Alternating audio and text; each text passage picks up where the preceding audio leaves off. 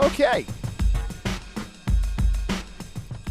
And welcome back, everyone. How are you doing? Welcome back to Outside the Cinema, your weekly source for cult movie discussions. I'm Bill. That's Chris. Hello. Welcome. Come back. Everyone here. All right. Good. Let's go. Yeah. We're here. Glad you're doing your part. I'm trying. I'm melted. Yo. Anyone that thinks this global warming shit isn't real is a fucking idiot. Yeah, and it's not just because it's hot. That's not what we're saying. No, I mean, but that kind of brings it home a little bit, though, doesn't it? Yeah. Well, when Europe is having heat waves and wildfires like California, there's a problem. Yeah, and it's accelerating. Yeah. I mean, just be done with it already and just end up wherever we're gonna end up. Yeah. Let's just live on a charcoal briquette floating through space. We'll be fine. That's fine. Anyway, speaking of fine, welcome back to the show. Patreon picks this week for OTC. We dove back in because he's been a listener for so long into Shane's picks, and we're doing Luz, Flower of Evil, and we are doing The Visitor. The Visitor is a film that I'm really surprised we actually haven't covered yet. It's like the amalgamation of every Italian ripoff film all thrown into one film. Yeah. With some actual money behind it. So it's an interesting watch. And Luz, Flowers of Evil, is one of two films titled Luz that came out a couple years ago. I had seen the other one at a couple film festivals that Film Freaks played at, and I actually hadn't watched this. And it was brought up again to a lot of people through the folk horror documentary, which I can never remember the name of. And I apologize, but is what it is. And it is a Colombian film, and it's going to be interesting to talk about. You guys like to delve into the religious stuff with us, so that's what we're going to do. What else is going on? I know everyone's talking about Prey. I haven't watched it yet. I know you want to talk about it. I'm going to need you to hold off just for a week. I will get to it this week, I promise. I know one of our Patreon listeners were like, "Oh, that can be my pick," so we'll do that next week. And a lot of people, a lot of mixed reactions on it. On what? On Prey. Really? Yeah, I'm seeing a lot of there's nobody sitting on the fence. Everyone is either like it's great or it sucks. I don't understand how it could suck, to be honest. What do they want? That's what I'm interested in. What did you want from the movie? And how can you not accept what you got instead? I don't know. I'll watch it and I'll tell you. Because obviously my opinion is what ends all arguments. Oh yeah, I can tell. I've never started an argument with my opinion. I can tell by the ratings of Fright Night on IMDb. Yeah. Yes, very true. If you want to be a Patreon member, sign up at patreon.com/outsidethecinema. Your weekly source for cult movie discussion, taking care of our supporters. $5 a month to get you access to the show archives, get you the shows early, get you everything you could possibly want if you are a fan of the show. All the content that you can't get anywhere else is available there. I am so tired. I am sorry if I was falling asleep sitting here.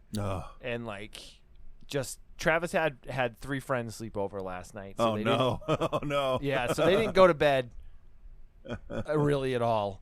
Yeah. And they were just loud enough to keep waking me up. Oh. So I'm just very, very tired. And I took Travis school shopping today too. So did you find a nice school for him? Yeah, I mean, no, we're gonna keep the one we have. I think. That's good to look around it yet. He hasn't outgrown it yet. Trying to just think. I watched the new Woodstock documentary 3-parter that they had on Netflix. Clusterfuck. Despite it being 3 episodes and being twice as long as the HBO documentary, they managed to cover significantly less in it, which I thought was pretty interesting. No. I don't understand, just not to get into a full review of it. They did delve into the writing part of it a little bit more deep than they did in the HBO documentary, but they didn't even mention that a couple of people died, which I thought was very, very bizarre. That they didn't talk about the sexual assaults until very late in the film. They kept kind of the way they did it was they kept kind of like alluding to things happening and then kind of like really hit it. But they didn't. The thing that just really kind of weirded me out with it was that they didn't get nearly as specific as the other one did. And the other one, like, they never, so like, they basically, much like the other one, kind of blamed Limp Bizkit for the way things went down. And I don't buy into that. They're a band. They did their thing. Are they, is Fred Durst an asshole? Yeah, probably. But like, what did they claim the inciting incident was? Essentially, Limp Bizkit set, and he didn't do anything to quell the mayhem that was happening. Okay. And didn't basically just. I mean, here's the thing: Limp Bizkit, they did their thing. They did the Limp Bizkit thing. They went out there and they played their songs, and they were fucking crazy and like. And did they end with "Break Stuff" or whatever that song is? No, they played it in like the middle of the set. Oh, so it can't even be like, he incited them with the encore or whatever. No, but that's what the Chili Peppers ended up. They basically were like, the people burned everything down because the Chili Peppers came back out after being told to help quiet the crowd, came back out and played their cover of Jimi Hendrix's song Fire, and then the place burned to the ground. But like, they just left out like such large chunks of information. Like they didn't even mention that Rage Against the Machine and Metallica played after Limp Bizkit. Like they didn't even mention that. They talked a bit about Korn playing on Friday night and how the crowd was like really, really crazy for Korn, but it wasn't like the outright like violence and like it was just like people were out of control. But they talked about how Limp Bizkit basically like made everybody go insane and stuff started getting torn apart when they were playing, and then didn't mention that Rage and Metallica played after them, and then talked about how people were crazy at the rave tent during Fatboy Slim. It just it was like they were very festival. Like what do you expect? People are there to get riled up. Like, right, but it doesn't happen like that usually. Yeah, well, like that's not the response every time there's a music festival. Really? Because all of the Lollapaloozas I went to at Great Woods ended up with the place burned up. No. Yeah. No, nothing like this. Nothing like well, this. I mean, you make the crowd size 10 times bigger, but we still ripped up the entire lawn and burned the fence to the ground. The lawn at Great Woods got ripped up every single show for the first 10 years the place was there. Yeah, that true. wasn't like that wasn't like a one-time incident. And no, ripping the lawn up I've is a lot seen it fucking times. different. Yeah. Ripping that lawn up is a hell of a lot different than fucking burning everything to the ground. Well, like I'm saying, we also ripped out the fence in the back and created bonfires. So, but not like this. Trust me. No, I'm not saying that. I'm not saying. What I'm saying is you can't blame the band because everybody knows the music. If any band, you blame the organizers. You have to. Blame if any the band was gonna do it, I could see Limp Bizkit maybe laying the groundwork. Getting the crowd riled up. But if you want music to riot by, that's Rage Against the Machine. That's adrenaline in music notes. Yeah, the issue with that though is it's so funny because like Rage Against the Machine is so political. I'm going to see Friday night at Madison Square Garden. By the way. Nice. Is so political, but because they're aggressive, meatheads still listen to them and don't understand like. What was remember a couple of years ago where it was like that fucking white no, I don't know if it was a white power guy, but some guy that was just like told Tom Morello on Twitter that he should keep his because Morello made a stance against something, which Tom Morello does, every single day. Oh yeah. And he's like, I liked it better when you kept your politics out of your music. And Morello responded to the dude who was just like, have you ever read the lyrics to a Rage Against the Machine song? Yeah. Like, you are barking up the wrong tree, dude, because you're the guy we're writing about. I think the only time Morello may have written music that wasn't political was like the theme to Pacific Rim. Well, yeah, because there's no lyrics. Right. Right. But somehow he still managed to be like, this whammy dive is for the people of Ghana. If you're into that kind of rock anthem type of soundtrack, then that's gonna get you. It could be good motivational music, but not like Rage. No, it's in their name.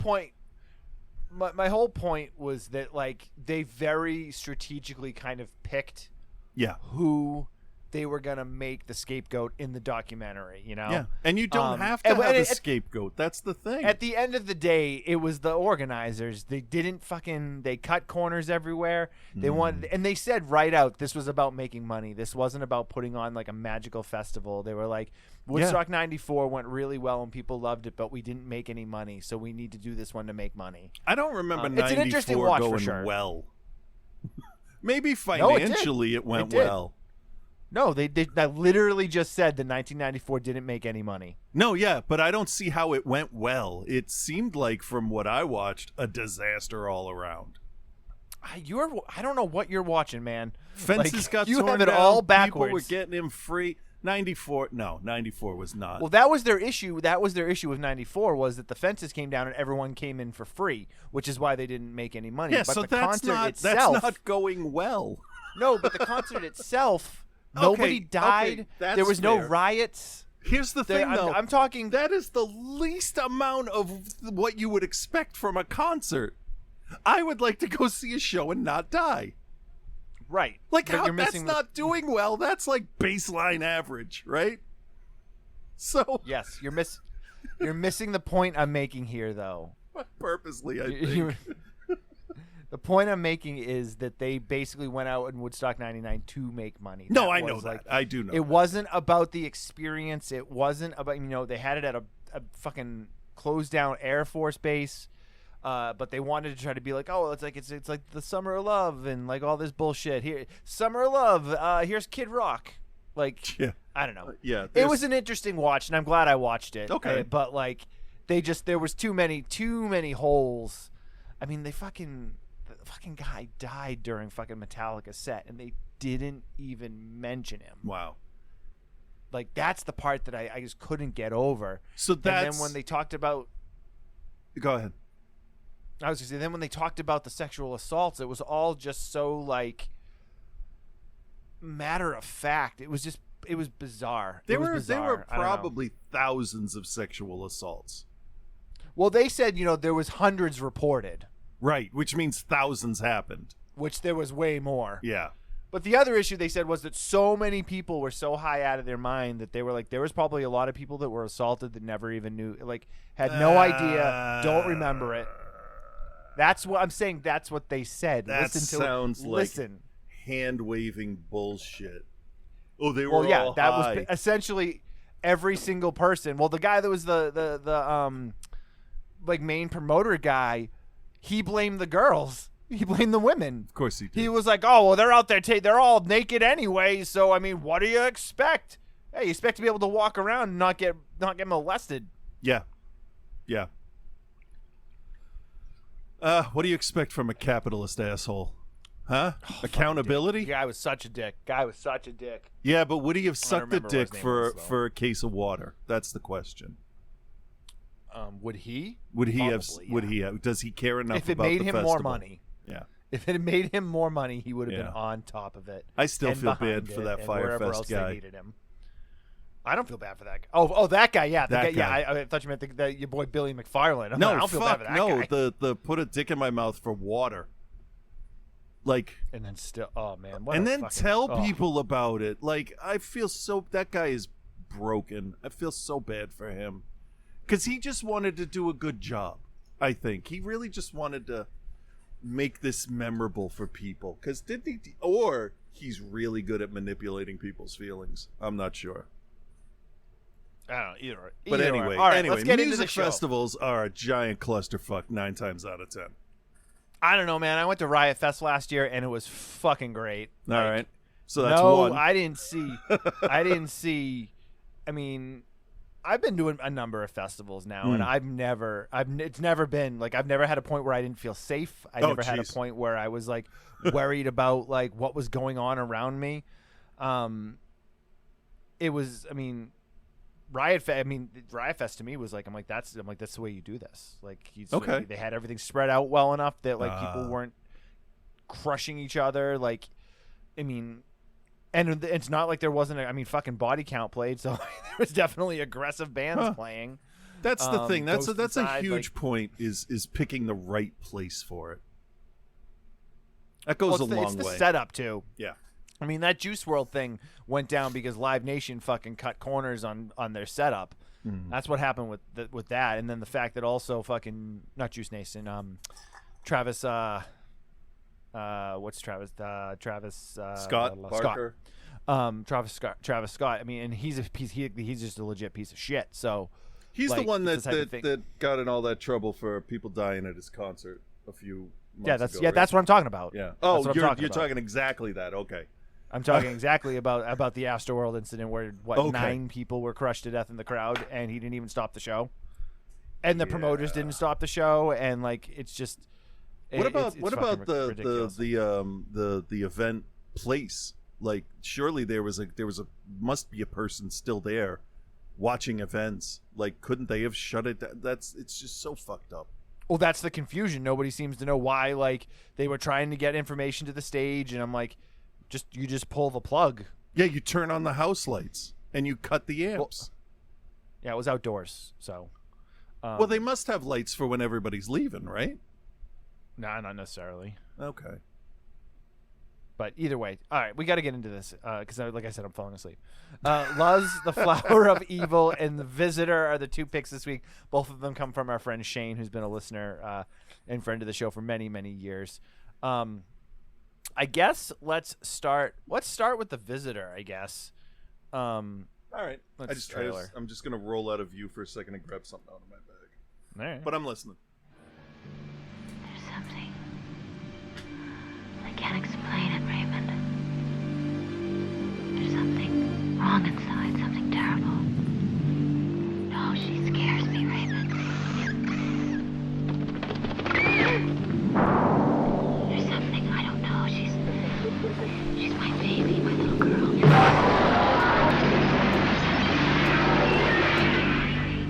It's not her fault. Her name is Katie Collins. She'll be 8 years old.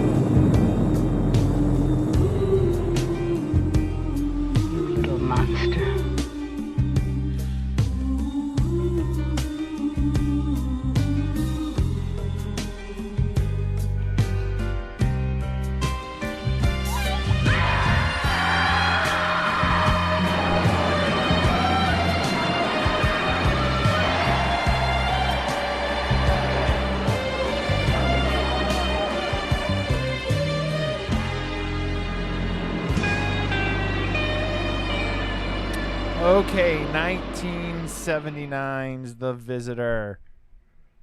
Pause, please. Thank you.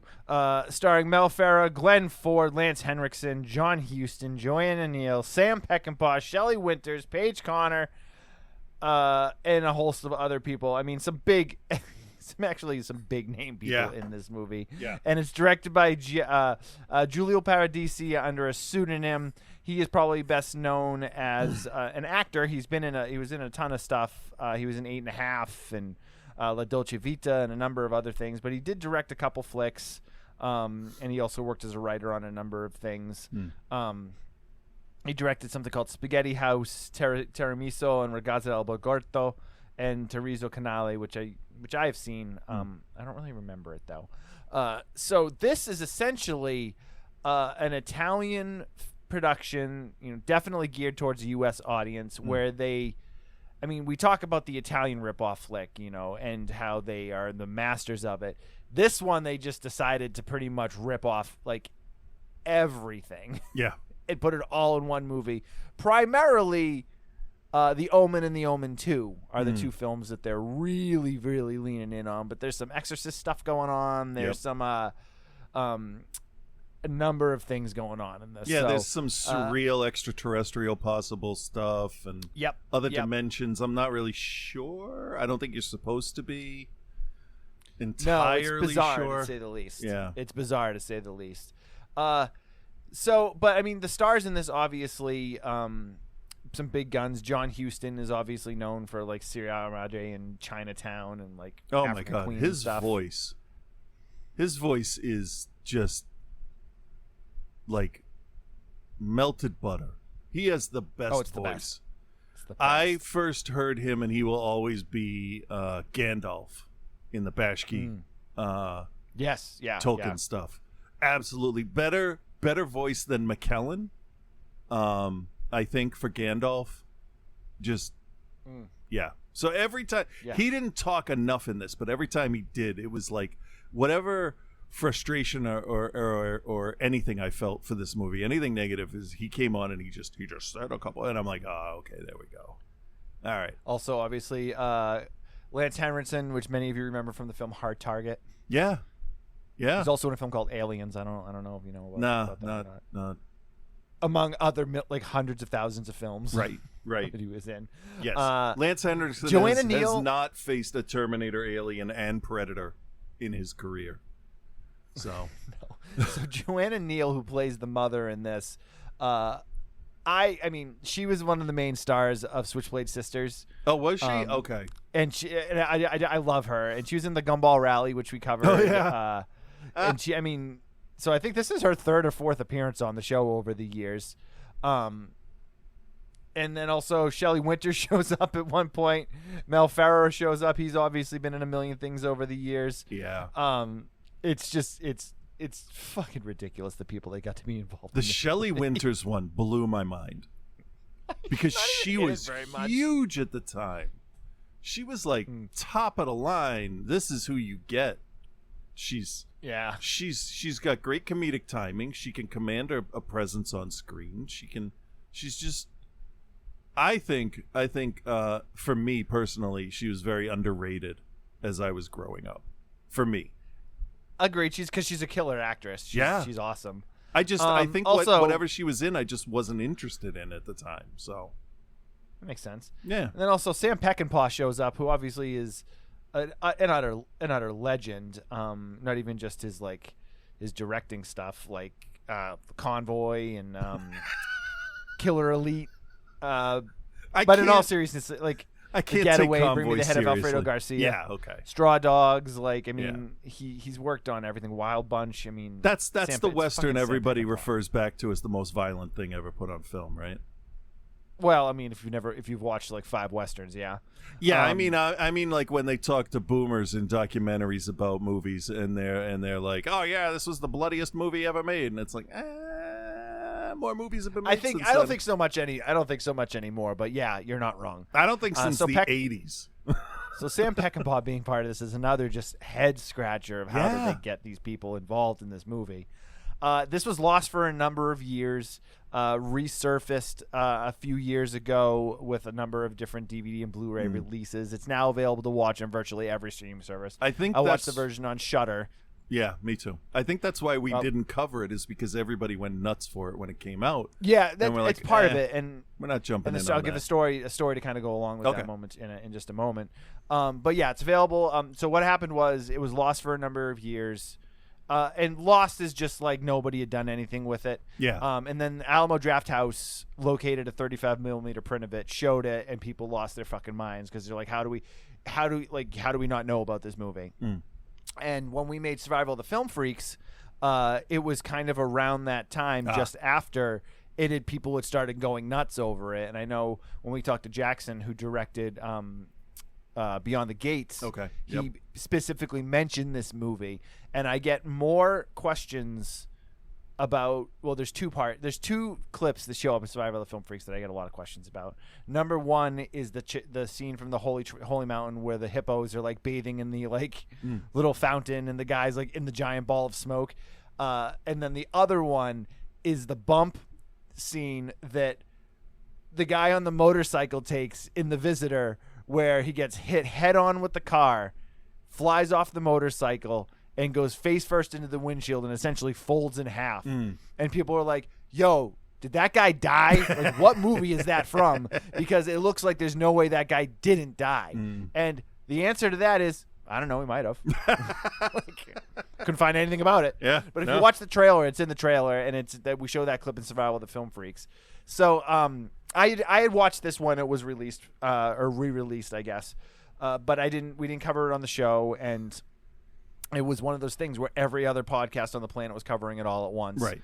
So we just kind of like, you know, you guys know us. We're hands off. We'll get to it eventually, but like if it's the hot thing, unless both of us have seen it and want to talk about it, we're gonna probably let the fires die down a little bit before we go in and stoke those ashes. Especially when it's an older found movie, because right, yeah, that's the stuff that drives me nuts, man. Is people just go fucking ape shit over stuff, and it's like, Nate, calm down, like. Yeah. I don't down. want to like, you know, telegraph anything, but yeah. Just because it's new and found and old and was missing doesn't mean it's good. And I'm not saying that's what I'm saying about this. I'm just saying. Because you found a torrent of it before everyone else watched it doesn't mean it's the best movie that's ever been made. Right. There's a lot of that goes around in our circles too, whereas like somebody happened to get their hands on it first, so they have to be the one to champion it. Right. Which is fine. It's fine. But don't get mad when other people are like, hey, you found garbage. I know, right? So the absolute glorious mess that this movie is, I'm going to try to give you a quick synopsis here, but when I say that like the synopsis really doesn't do it justice, it's like an understatement. So we have two groups, one good and one evil, basically fighting against each other to keep the world out of the hands of evil, you know, or trying to keep the world out of the one hands of the other. We have a very Damien/Omen-like character in this young 8-year-old girl named Katie, who acts like an adult. Like, she doesn't act like a child, really, except for when she needs to act like a child. She is the bringer of the end, I guess. She has all these powers, and she can make crazy stuff happen, explosions, and people... I don't even know. Like, they don't really explain it. No. She is the daughter of Lance Henriksen's character. So obviously Lance Henriksen wants to control the world. But more importantly, he needs his basketball team to win the championship. So he has sold his soul to whoever so that the Atlanta Hawks... Oh, it isn't the name of the Atlanta Hawks. No, it wasn't the Hawks. The Atlanta box cutters. Is that, I don't even know if that the joke works, but the Atlanta basketball team, he has signed his soul away to the Dark Lord or the Dark Powers, and has been given the daughter that has all the dark energy, so that his team can win the basketball championship. Right? I got that part right? Great. But now they're like, hey, listen, man. So we gave you Katie. We're gonna need another child, so you need to marry this other girl because she will bear the boy who will be the son of Satan, and he will be the one that will, you know, get us to the promised lands or whatever. Yeah. Right? So Maggie from Switchblade Sisters doesn't really want to get married. She's already been married once. She's not interested in remarrying again. So she is Katie's stepmother. We don't really know what happened to Katie's mother. There's not really a lot of explanation of it. No. We just have to assume they killed her off for some reason. So Katie's in on the whole thing too. So it's not like she doesn't know that she's the spawn of Satan or the spawn of the dark powers or whatever. She's in on it. And they're basically, listen, you got to marry. She's like, you got to marry Dad because I want to have a baby brother. And she says like really weird shit to them. Like, she gets into bed and she's like, you know what you should do? You should do, Maggie, or whatever. I don't remember what her character's name was. I'm going to call her Maggie because that's what she was in Switchblade Sisters. You know what you should do, Maggie? And she's like, I don't know, Katie. What? She's like, you and Dad should have sex so I can have a brother. Yeah. She's like, Barbara. All right. Her name was Barbara something. Barbara. Barbara. Yes. She's like, yeah, Katie, you should go away. Like, this is weird. You should go away. So now we have John Huston, who shows up from I don't even know where. He came from Alp's we'll say planet. Melmac, that works. He has a Polish passport, though. And when he enters the U.S., they're like, all right, have you ever been to the U.S. before? And he's like, in his like the most perfect like American accent, he's like, nope, first time. Yeah. And they're like, all right, welcome. And then he has a bunch of stuff going on the roof of a building with a bunch of guys with mirrors. He's got the good guys are like this crew of yoga guys. that all have shaved heads, except for Franco Nero, who plays the Jesus-like character. The picture that I posted on our Facebook group is of Franco Nero, and this with like the long bleach blonde hair. And we obviously know Franco Nero's got like the bluest eyes on the planet. And I love Franco Nero. But he does this speech at the beginning of this that just makes no fucking sense. No. Makes no fucking sense. And basically, I mean, the movie's just a mess. Like all of that stuff, man. It's just a fucking mess. And they have Katie do all these different things that just like, so they're at the basketball game, and it's like the Atlanta team's up by 1, and then the other team's going down to try to score and is going to shoot a basket to win the game. And Katie causes like an explosion at the rim. Yeah. And like, so like there's an explosion. Yep. And what seemed like a decent sized explosion that I'm assuming somebody got hurt. Yes. And all the fans are just excited because they won the game. Yeah, I don't know how that worked. There was no mention of like, oh, Wilt Chamberlain, center for the New Jersey team, dead after explosion. Right. But Atlanta wins 99-98. That's all that matters. Yeah. Oh, man. And then there's this fucking incredible scene where she's ice skating at a skating rink inside of a mall. That's right. Okay. I think I've skated in that rink probably pretty close to when this was filmed. I have pictures of me. We went to visit my grandmother in Atlanta, and we went ice skating in a mall. And I swear it's the same mall. It's got to be. It's got to be them because they specifically thanked the Atlanta mayor in the credits. Yep. But this scene where she's at the skating rink is so amazing. So amazing on so many levels. Yeah. Because she gets out there and she's skating around and she's skating against the... Like, if you have ever gone to, like, a public skating session at a skating rink, everyone skates in the same direction. Mm-hmm. They skate... Usually it's counterclockwise. Sometimes it's clockwise, but it doesn't really matter. But everyone skates in the same direction, so you're not skating into people. Your girl Katie gets out there and skates against the grain. Yep. Runs into these kids who are, like, old teenagers. She's supposed to be 8 years old. She's also there by herself. There's nobody even there with her. Yeah, I was confused about that. Like, how did she even get there? I don't know. So she's like skating, and so these guys are like, hey, let's get this girl.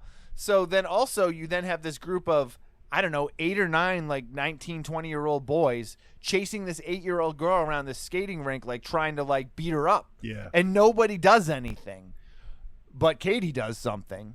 She starts doing all these like weird like skating moves and all these different things, and literally like starts like throwing these guys through windows, like spins around and then makes them fly out of a window or like fly over the boards, and it's so ridiculous. Yeah, because nobody does anything insane. about it. No, nobody even says a word. Nope. Nobody says anything. So there's also a point where Katie has a birthday party.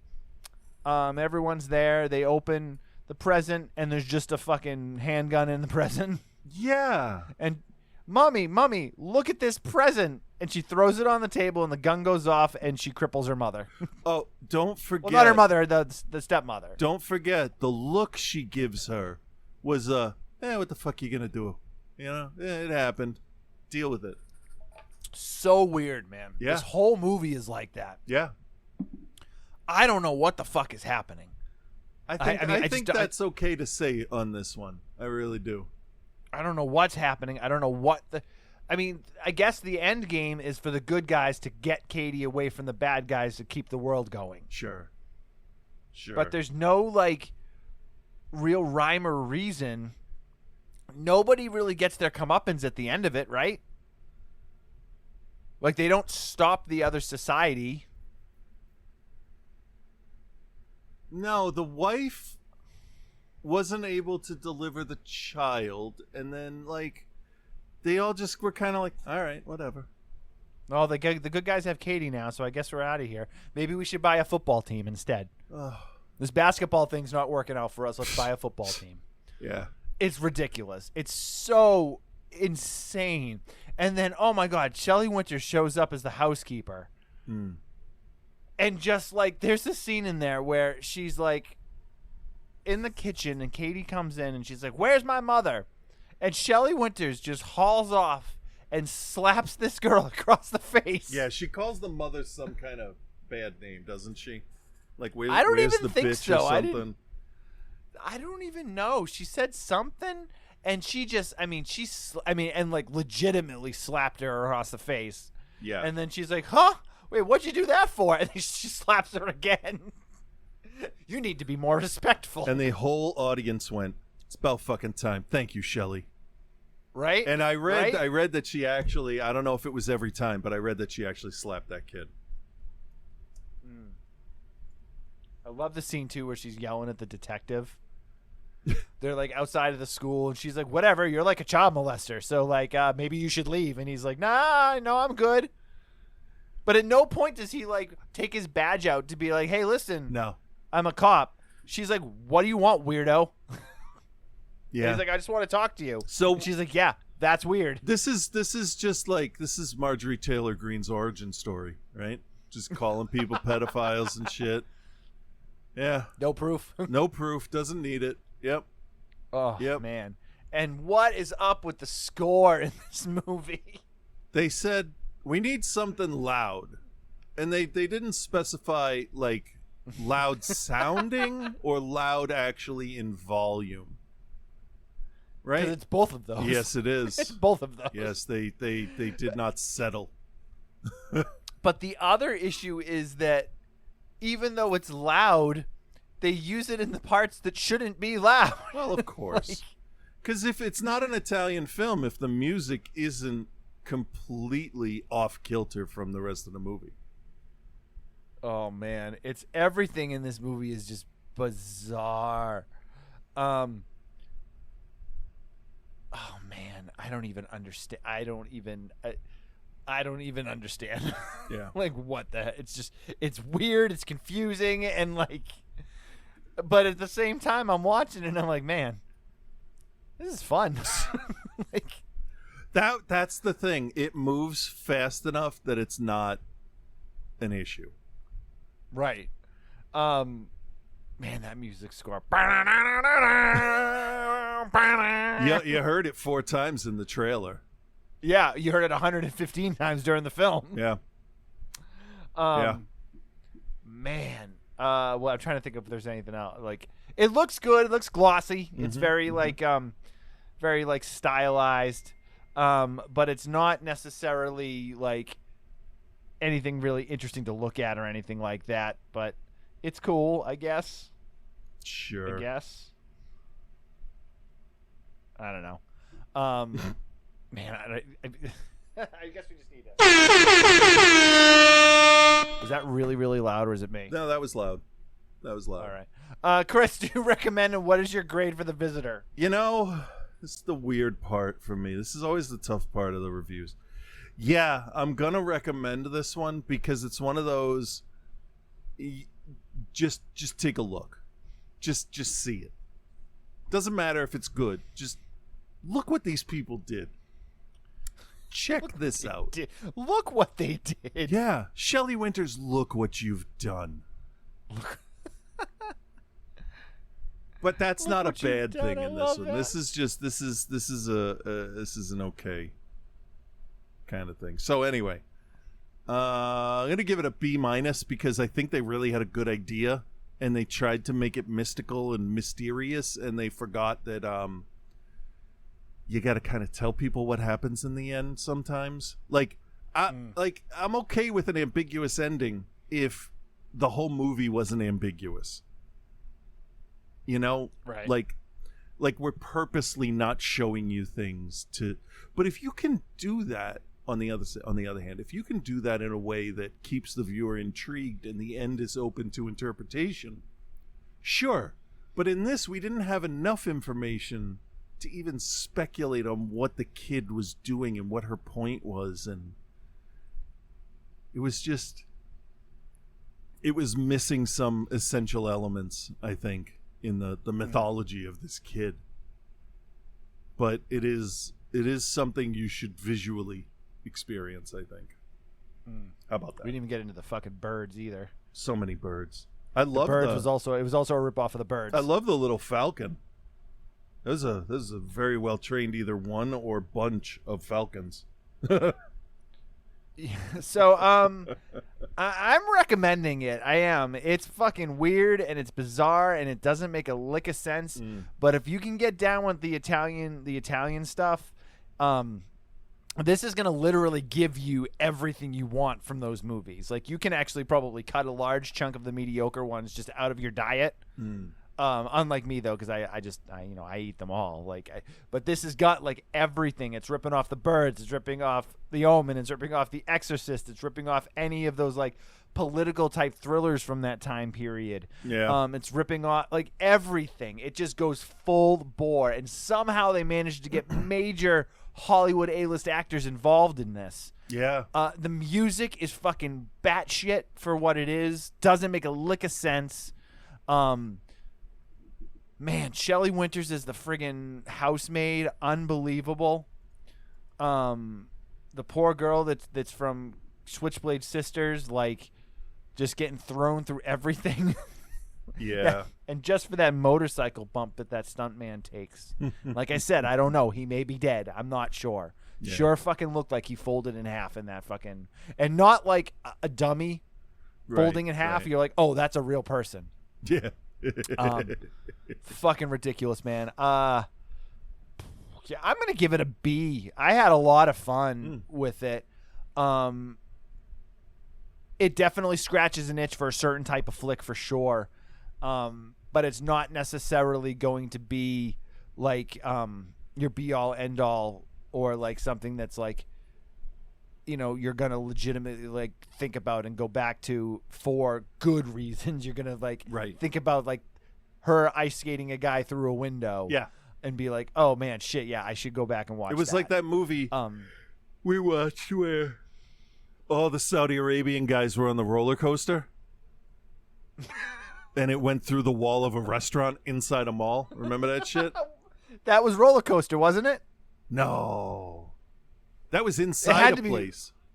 Yeah, but Roller Coaster, he blew up a bunch of different roller coasters, right? No, I mean like some psychic kid derailed this roller coaster filled with Saudi princes or something. I'll find it.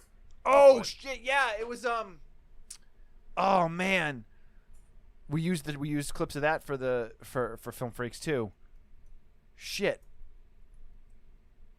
I mean, I know exactly what you're talking about. It's hilarious. Yeah. Fucking hilarious. Yeah, man. You got to see it to believe it. It's that good. It's that good. The Visitor is definitely, if you're a fan of this show, you're going to enjoy it. Maybe it was Roller Coaster. I mean, it makes sense if he did it earlier in the movie to test it, but I can't fucking remember now. I can't either. I'll have to look it up. If somebody knows, put it in the Facebook group. Yeah, I'm gonna look up some images from the movie. All right, so let's move on to Luz, Flower of Evil, from 2019. This is a Colombian flick. I'll start the trailer here and see what we got. Tú, mi Señor, bendices este alimento, haz que estas tierras florezcan. Ten piedad de nosotros, Señor, que somos como ser tus sirvientes y vasallos. Aléjanos de todo mal y los hijos del demonio. Haz estas tierras y a esta familia. Donde está Jesús. Guíanos a su reino. Nosotros somos tus enviados. Tu luz, tu voz en la tierra.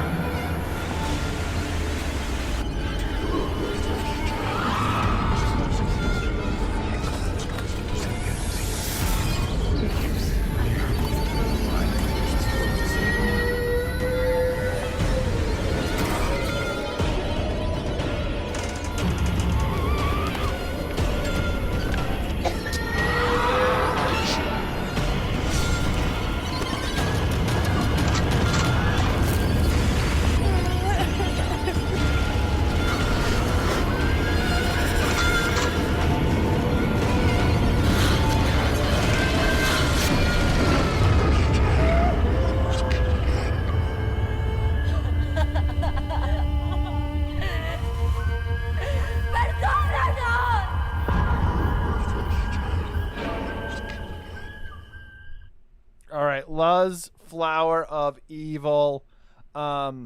Directed by Juan Diego Escobar Alzate. He also wrote the film, starring Yuri Vargas, Andrea Esquivel, and Jim Munoz and Sharon Guzman. So this festival darling in 2019 played a ton of festivals, picked up and released to Shudder, and now it's available in a number of other places. It was a Shudder exclusive for a little while, but Colombian folktale, basically about Christianity and the reincarnation of Christ and the devil and all this other stuff. Yeah. So this is a week of movies that don't make sense. Because spoiler alert, this movie doesn't make any sense either. It's close. It's almost there. Yeah. Well, Chris, will you take the lead on this then? What's the kind of explain the story then? You seem like you have a better handle of it than me. So what we got going here, I believe, is a M. Night Shyamalan village type thing, because they're living like it's the late early 1800s, but the girl finds a tape recorder in the woods. So that starts off the whole. That's where we are. We're not. You are instantly thrown into what fucking time frame does this happen in? And Right, and it's never explained. No, it's not. And So you're watching an M. Night Shyamalan movie without the twist. Sounds good, doesn't it? Actually, yeah. Yeah, it does. Because the twists are dumb sometimes. So, the whole movie boils down to one concept, really. And it's everything that happens around that. And the concept is, this guy is in control of this village. And he believes that he has some kind of divine knowledge about Jesus and angels and the devil and the rebirth of God. And he is enforcing his idea of what the religion is on everybody around him, and he has just mentally destroyed these people. However, some people start to smarten up and question him.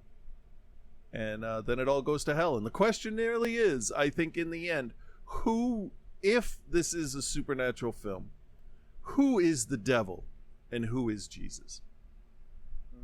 I think that's what it really comes down to. How far can your faith drive you before you become a bad guy?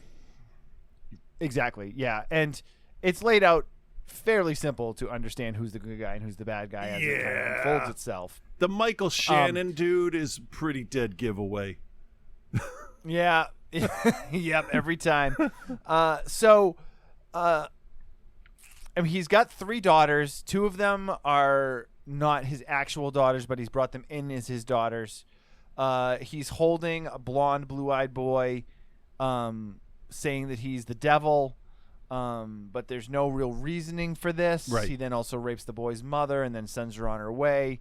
All very, good Catholic Christian belief system stuff going on here. Yeah. He holds these girls essentially, under his thumb, via like, an Iron Fist type deal, where they do all of the farming and everything. And the issue with this movie, I think I had was within the way it tried to portray its storytelling. I read that the director basically was like, it's an homage to Jodorowsky. And I'm watching it, and I'm like, this guy's not, you're not even operating in the same area code. No, The Visitor was more does. Jodorowsky than this. Right. Because he took the idea that Jodorowsky stuff is bizarre and weird and wacky, but made it high art, whereas Jodorowsky thought he was making high art, but it turned out weird and wacky. Yeah. And just worked beautifully. Jodorowsky. I will say this. You can't make a Jodorowsky film without his mindset and philosophy on life, which is very unique. And the whole point of that stuff is that, like, he didn't try to make it weird and wacky. No. That's what he thought it was. That's his singular vision. That's him. Right. Yeah. Exactly. And you can't duplicate it. No. Because when I read the IMDb synopsis, it says something like a Jodorowskian type, quest or something that. No. And it's not Just even close. because you're talking about faith and religion and you've twisted the archetypes doesn't make it Jodorowsky. What makes it Jodorowsky is at one point your skin should crawl, somebody should be naked inappropriately, and then a bunch of surreal shit should happen while all this is going on. Right. And you should go, right. I need to read more because I should understand this, but I don't.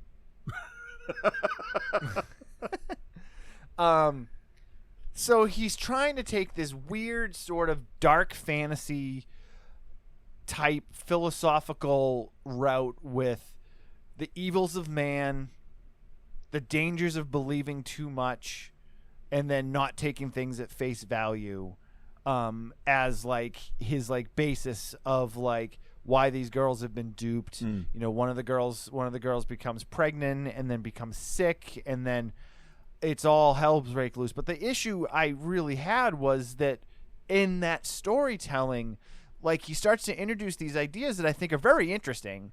And just as he gets to the point where I'm like, okay, I'm on board, like, he either forgets that story that he's telling, or he's like, well, that's all I'm going to give you, so that's what you're going to have to deal with. Parts of this movie felt very fresh. And, like, as I was watching them, I'm like, okay, this is, I mean, because let's not fool anyone. This movie is utterly beautiful to look at. Yeah. The cinematography is unbelievable. The way it's shot, you know, the film grain that he uses, and I tried to look up what he shot it on, and of course it didn't say in IMDb. And when I say I tried to look up, it wasn't listed on IMDb. I'm sure it's probably listed somewhere else. But like, I tried to figure out what cameras he used, because he gets a very unique, beautiful like art, like almost like a painting type look in a lot of this stuff. And it's utterly beautiful. And I found myself, because I was not taken in by the story that he was telling, being more worried about what I was looking at than feeling what was coming from the story he was telling. If that makes any sense. Does that make sense? Sure. Yeah. All right. With this movie, yeah. Anything you could say about it could literally, you know, we could make it make sense. So that's fine. Right. Well, I mean, I felt like he was very much doing the men are evil and Christianity is evil route, which is fine because we are, and it is. Yeah. Well, I mean, it's written by men against everybody else. So yeah. I mean, that's the Bible. It's true, and every male character in this, for the most part, is presented in a, you know, unfavorable light. Yeah. And they all fall back on their religion as the reasons why they're making the decisions that they're making. There was that one older guy, though, that when they were at the waterfall watching the girls bathe, where he just wasn't having any of it. The other guy was like, they're just people. Look at them. I mean, really, he should have just said, come on, what harm could there be in sticking my dick in one of them? That's all he wanted to do. He was attracted. And we found out. Yeah, but the guy he was with, right? Yep. He didn't want any of it. He didn't want anything to do with it. He's like, no, they said they're angels. They're angels. Leave them alone. Fuck off. And he was relatively okay, like behavior-wise, conscience, what's it called? You know, just his general demeanor seemed to be like, all right, I'll just do what I'm told. I won't have any problems. Every other man in the movie was just garbage. Right. It's true. So, I mean, as I'm watching it, and I've got the Jodorowsky stuff in the back of my head, and it's definitely got a Terrence Malick feel to it, too, with a touch of kind of like the surreal, like kind of like Cronenberg. Not so much like body horror, but like the feel that Cronenberg brings to his films. Yeah, that unsettling, I don't know what's going to happen yeah. next, I don't want to be here kind of thing. Right, yeah. It's all bizarre, but I mean, it's probably one of the most beautifully shot films I've ever seen. It's nice. It's beautiful to look at. I just wish there was more substance to it. And coming from something that is definitely, or using a story that should have heavy substance. Whenever you have that religious element, there's so much to pull from. But we're also not given any type of background on where they are, what's going on, which would not be much of an issue if you were able to drive the rest of the story home. He leans on what the film looks like, which, again, utterly beautiful. I mean, if in terms of like if you were grading a film simply on how it looked, this movie's an A+. Yeah. It could not look any better. but the story just drags it down for me, man. And like, there's not anything really specific. And this was kind of one of my issues I had with The Witch the first time I watched it. And this film, if you like The Witch, you'll like this. I don't know about that. No? Okay. I don't know. All right, tell me why you don't think so. Because The Witch told a coherent story and had compelling actors and told a very small, self-contained story. This was a whole town. There was a grander scale to this plan in this one, and I don't think it came together as well as The Witch did. The Witch ended very specifically. You know what happened. You know. Okay, that's a good point. Well, then I will say that he probably watched The Witch and was like, I could do that. I'll give you that. Yeah. Because it's definitely got the. I'm not gonna say I'm not gonna say that it feels like Robert Eggers, because when this came out, I think only The Witch and The Lighthouse were the only two films he had done. He hadn't done the third film yet. Okay. Did you watch The Northman yet, by any chance? No, I haven't. I really want to watch it. I haven't got a chance to watch it. I do, either. but I don't at the same time, because I'm not totally interested in a Viking revenge movie. Oh, I am. I don't know. It's just I love you know what? I love Valhalla Rising. Here's and the- like, oh here's man, I the love thing. that shit. it's so hot. I'm not even interested in eating, so it's not a good time for me to say I'm not interested. I love eating, obviously, and I enjoy eating quite a lot. yeah, and I just can't. I don't want to get up to go to work. I could barely bring myself to watch movies. Like I left the TV on a menu screen the other day because I just couldn't. I wasn't in the mood for anything.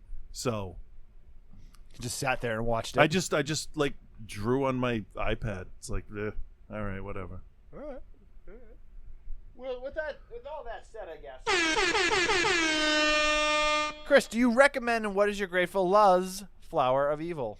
I'm gonna recommend this, and I'm probably gonna watch it again because I do believe that my mood affected my perception of the film.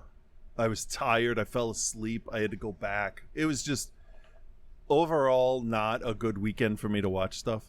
So I'm gonna try and be fair with this and say that absolutely it's a beautiful movie to watch. There is a lot of allegorical stuff going on. There's probably a lot of thought put into this, but sometimes when a movie is symbolic, it only is symbolic to the person that wrote it or is directing it, right, or whatever. So some of the movies we've watched before, the symbolism is just lost on because it's either cultural or too specific. And this almost crossed that line, I think. It didn't quite, but it was like a half a step away from a very specific individualized version of how they see how religion could go wrong. Okay. But I don't think it went there exactly. So, a recommend, and I go with a B, not a B plus just yet, but a B because I know this was good. I hated the main character, which you're supposed to. I kept getting feelings of We Are What We Are, or whatever that was called, about that cannibal family. Oh yeah, We Are What That's We Are. how this felt to me. Okay. But way more religious. So, and I don't have a problem with religious movies. I've said it in the past. I think it's a great foundation because, everybody kind of has a general idea of what the three major religions, propose. So it's a great I know I mine for stuff, but I feel like this missed out on a little bit of explanation, not necessarily exposition, but just maybe a conversation between characters or something that wasn't so obvious. Like I would have liked to have seen the daughters talk and be like, all right, this is what we have to do. This is what's going. Nobody figured anything out. They all just kind of shifted their religious beliefs in the end. Didn't they? Yeah. And I find Yeah, they did. that's fascinating. I think that's a great ending because they're so far in they just can't let go. They don't know how. That's their life. It's not like a part. They lived religiously for their entire lives, right? So Yeah. it's tough because you want to see your characters break free from whatever is oppressing them and be happy, and I'm not sure that happened. So it's, I'm not sure of anything that happened No. in this movie. So right, so it's a tough thing to like feel satisfied about because you feel almost like, oh yeah, they're gonna get out. Did they? I don't even know anymore. So this is definitely one that I think maybe in a year we could come back and re-review it, because I think a second watch is definitely going to open it up. potentially. It might not. But yeah. So what I say, B minus, You B gave it a plus, B. B. I think you just gave it a I regular gave it a B and a You said it's not quite recommend, a B yeah. plus yet. Yeah, I'm gonna recommend it just because of how gorgeous it looks to watch. Just mute it and like watch it. It looks unbelievable. Yeah. Looks so good. Yeah. But the storytelling in it is shit. So I can't you definitely liked it more than me in terms of like trying to dig into the story. I think I just got I hate to say it, but I got bored with the like lack of explanation on anything, the lack of direction, the lack of any real like clear path that everyone was supposed to be taking. How many people were actually in the town, where they were, when they were, like it was just all like secondary, and I just kept being like, wow, this is really pretty. Yeah. What's going on? What's going on? Yeah. So I'm recommending it based on how beautiful it is, and I do get where you're coming from with where there might be more to it if you start to kind of like dig in. So I'm just going to give it a C because I feel like there is definitely more to it. I'm going to be honest, though. I don't think I particularly want to go back and watch it again. I don't know, maybe a year from now I might think differently because of how nice it looks, and I might try to sink my teeth into a little bit more of what they're going for. But I just didn't. The art, style over substance is a big thing for me. And you can get away with it when you do it right. Yeah. But if you do it wrong, it's even worse. So this is somewhere in the middle there because it is the style of it is unbelievable, but the substance is like almost harder for me to take in because when you do tackle like a religion based story and you also want to bring in, the evils of man to it, it's difficult for me to kind of overlook that stuff. True. Yeah. When there's so much you can do with it, you know? To be fair, just making your movie about religion doesn't instantly make it have meaning. I mean, this could have been made. I mean, they could have been scared of fucking Godzilla, but if there's no explanation as to why or anything, like just saying Jesus doesn't instantly make it acceptable. Right, exactly. I mean, we saw how well it was done in Saint Maud, how well it was done in a quieter story with even less characters and less people, and it made it far more believable. Yep. So, speaking of believable,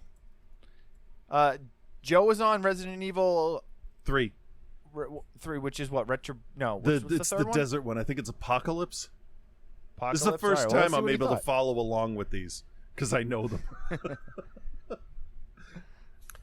Well, hello, Bill. Hello, Chris, and hello, OTC Nation. It's your boy Joe here, and this week we went from Raccoon City to the desert. Bill made me watch Resident Evil Extinction. Extinction. Yeah. Forgive the OG Iron Chef intro here, but if memory serves, this was the entry into the Resident Evil franchise where the masses turned on it like a bunch of former 12-year-olds who would jubilantly cheer John Cena are now 13 and CM Punk exists, and now they boo John Cena like he stole their lunch money and pinched their sister's ass. Yeah, and then they go watch Peacemaker. Is Resident Evil the John Cena of movie franchises? I mean, they obviously made a shit ton of money. Tons of people went to see them live. Yep. So far, none of them have been bad. They're just blatantly phony. They're meaningless fluff created in a corporate boardroom.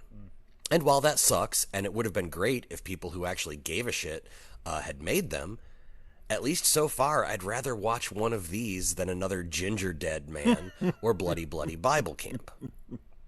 I don't know. Maybe I'm just getting old and soft. Happens to all of us. Maybe I just can't produce the righteous indignation I used to. Maybe this movie will be so bad that it reignites that spark to do man's greatest task on earth. Shit on media that I don't care for, but lots of other people do. Let's find out together. Here we go. Side note, here's how much of an impact these movies have had on me, but also how confusing this many entries are. I started Resident Evil, and 3 minutes in I had the thought, man, this starts exactly the same way the last one did. Another 3 minutes in, and I'm like, did they seriously just recycle this shit? Gentle hosts, gentle listeners, I was nearly 7 minutes into the movie before I realized that I was watching Resident Evil Apocalypse. Again.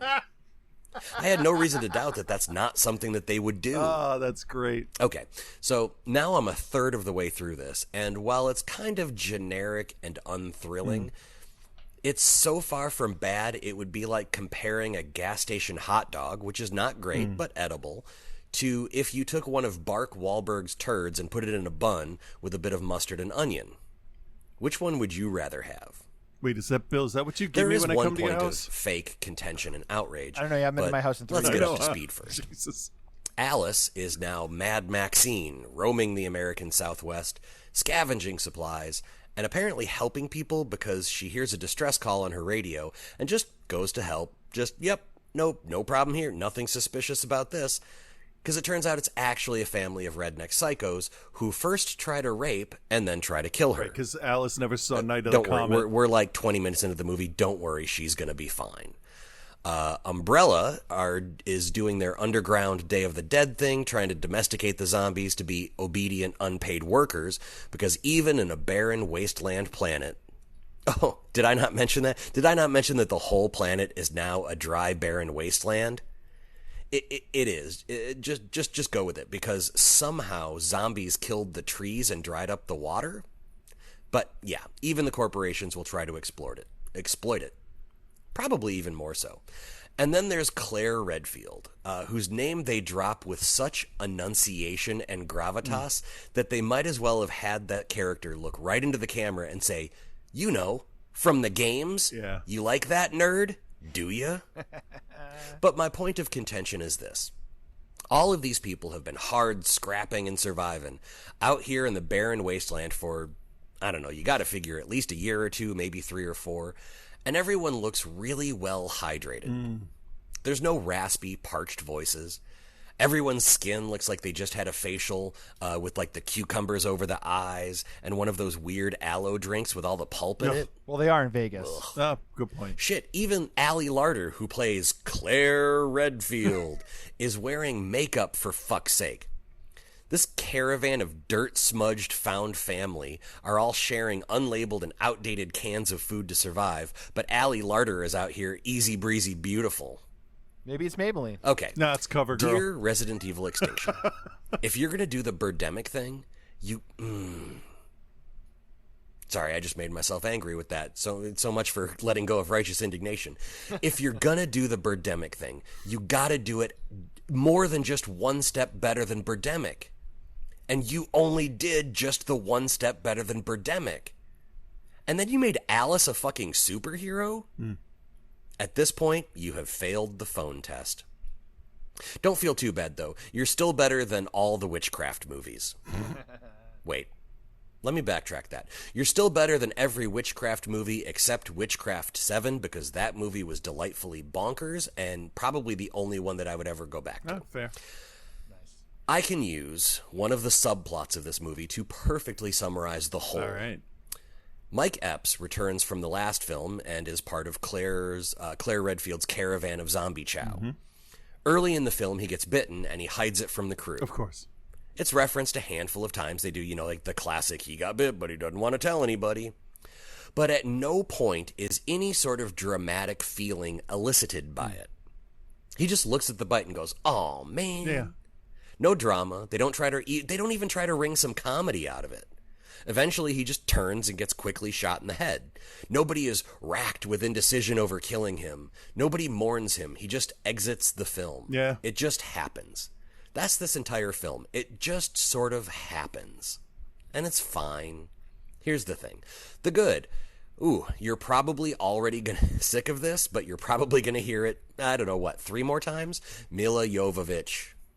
The bad. The special effects budget was notably reduced here. Like, noticeably reduced. That's true. I think what Chris said last week sums it up pretty well so far. I think people just hated this because they didn't do a live action, like, shot for shot of the games. But I think we all know that even if they did that, people would have still bitched about a lack of originality. True. I think I would have liked to have seen what Romero would have done there. Resident Evil Extinction is going to get a C+, and I'll be back next week with Resident Evil Afterlife. Unless I accidentally watch this movie again for 7 minutes before realizing my mistake, and then I might just take a week. Until then, be good, everyone. Oh, there it is. Another one in the books. Yep. I don't They're know. garbage, All but right. for a time I liked them because it's all I had. But they're like the It's cotton candy. like- It's a cotton candy movie. yeah. And thought don't is have any water major to issues. these movies. If you think too hard about it, they just it's like a raccoon washing its cotton candy before it tries to eat it. All right, Reverend Scott. Let's see what you got. What rhymed? I watched True Blood for a few seasons, and then when everything turned magical, I was like, all right, I'm good.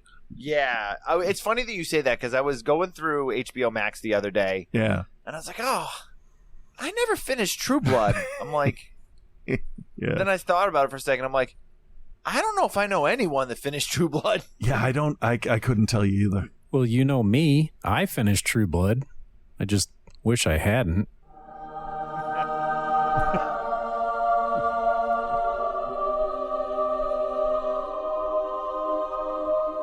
What? Yeah. Holy shit! Yeah. With Reverend Scott. This whole place is just a urine delivery system.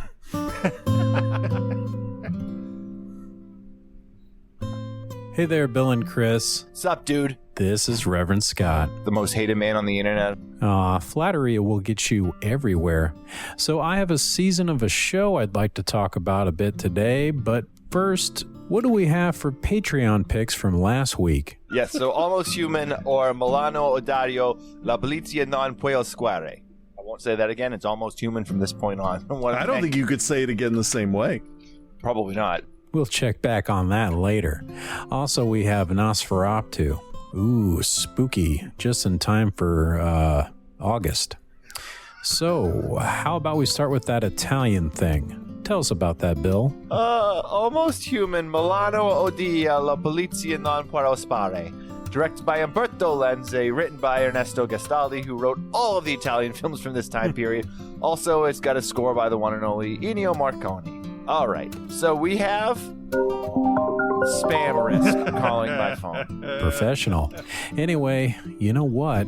You said you wouldn't be able to do that again, but actually you did try, so let's see how you did. Milano Odia, La Polizia Non Può Spare. Not bad at all.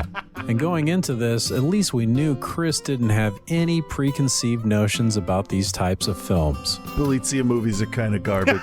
The only way this could have been even better for Chris is had this also been a sex comedy. Shut the fuck up. I give Almost agree. Human a C, and I give the review a B-, but in Italian. Bill, what's B- in Italian? I don't even know what you're talking about. Shut the fuck up. Moving on, Halloween has come early because we have the 100-year-old Nosferatu. What? He might be, I don't know how old he is, but the movie's 100. Bill, tell us how this is different from Bram Stoker's Dracula. So, Chris, you're a little bit more of a vampire guy than me because you did have a leather duster. True. Okay, Chris, then you tell us, what did they change from Dracula? What'd they change? Nothing. I'll take your word for it, because I know you really study these films before reviewing them. I do actually think about like what I'm going to say about movies sometimes. Just like a real movie reviewer. Anyway, I love the look and the presentation of Nosferatu. I had the same reaction when I first saw him that Chris did when he first met me in person. Holy shit, that is a scary fucking dude. It's classic, it's iconic, and incredibly memorable. I basically have to give it an A. I'm going to give it an A. It gets an A. Wow, way to copy off me. But copying is why Nosferatu even exists, so I give the review an A too. Okay, moving on to more important things, namely, what did I watch? Well, I saw a comedy/drama on your boy Hulu called The Bear. It's about a young guy named Carmi returning to his hometown in Chicago after his brother kills himself. His brother ran a kind of dive sandwich joint in Chicago called The Beef. And it's run by a bunch of very colorful employees. And when I say colorful, you know what I mean. Like their characters or personalities. Definitely not. Very wrong. Apologize. What makes the show so great is all the comedy that comes from frustration and tragedy. It's a place that wasn't very well run and dropped into the hands of a man that was a master chef at what was considered to be the best restaurant in the world. And now he's trying to run what's essentially a hole in the wall. He's trying to change things, acting like he knows everything, and you can imagine how well that goes over in a Chicago restaurant filled with longtime employees. There's some eye rolling and some. Yep, that tracks. I can't stress enough how intriguing this show is. The survival of a failing business takes a back seat to the personal struggles of the brother and the employees, and they're all dealing with the loss of someone that was close to them and trying to keep it together to get a job done. Carmi tries to be the chef they all need, but the employees just don't always want to listen. I just don't want to, you know? I just can't bring myself to it. I get it 100%. Not to mention his brother had racked up a 6-digit debt to his uncle from borrowing money to keep the place afloat.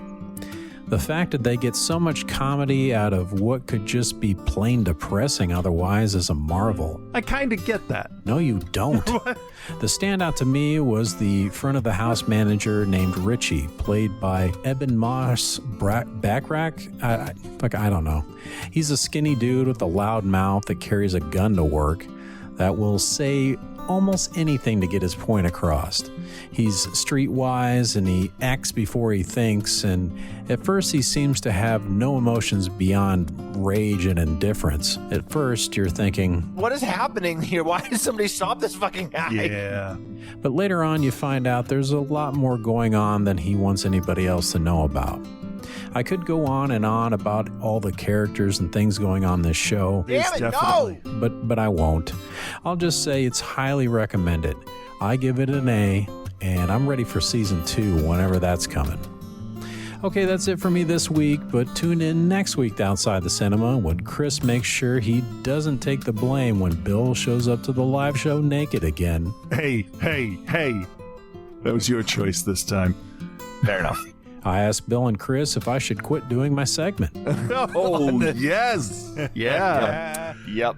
And finally, Chris thinks my attitude has actually improved, only to realize I'm faking it and it's still shitty. Gotcha. It's different. No, it's not. All that and so many more shitty attitudes that aren't different. But until then, peace and love, guys.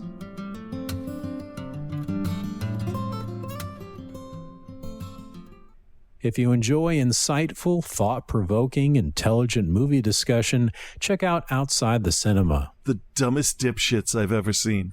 What a bait and switch we have. Yep. Well, there you have it. Another show in the books, everybody. Yeah. We'll do Prey next week. I got to figure out what the other movie is. I'm in New York for the remainder of the week after today, so... You know what? I mean, I'm back. I don't think it's on the Patreon picks, but I would really like to cover Jugface at some point. All right. I really like that one. All right, we'll do Jugface and Prey next week. All right. Thank you guys for hanging out. Follow us wherever, or don't. That's cool. Join the Patreon, or don't. Also cool. Everybody have a good Yeah, week. good night.